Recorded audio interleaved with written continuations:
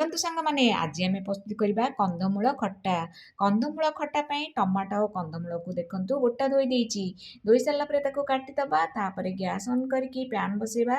ସେଥିରେ ତେଲ ଦେଇଦେବା। ତେଲ ଗରମ ହେଲା ପରେ ପଞ୍ଚଫୁଟଣ ଏବଂ ଶୁଖିଲା ଲଙ୍କା ଦେଇଦେବା। ଫୁଟି ସାରିଲା ପରେ ପିଆଜ ଦେଇଦେବା। ପିଆଜ ଭାଜି ହେଇସାରିଲା ପରେ କନ୍ଧମୂଳକୁ ଏମିତି ଛୋଟ ଛୋଟ କାଟିକି ଦେଇକି ଟିକେ 5ରୁ 7 ମିନିଟ୍ ଭାଜିବା।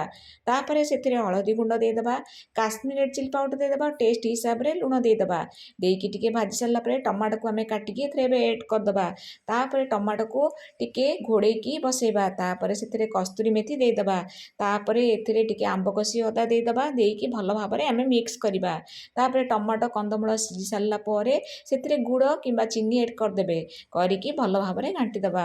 ତାପରେ ଏଥିରେ ଧନିଆ ପତ୍ର ଲାଷ୍ଟରେ ପକେଇ ଦେଇକି ଆମେ ଏବେ ପ୍ରସ୍ତୁତି ହେଇଯିବ ଆମର କନ୍ଧମୂଳ ଖଟା। ଯଦି ଭିଡ଼ିଓଟି ଆପଣମାନଙ୍କୁ ଭଲ ଲାଗୁଛି ଲାଇକ୍ ସେୟାର ସବସ୍କ୍ରାଇବ୍ କରିଦେବେ। ଧନ୍ୟବାଦ। ଜୟ ଜଗନ୍ନାଥ।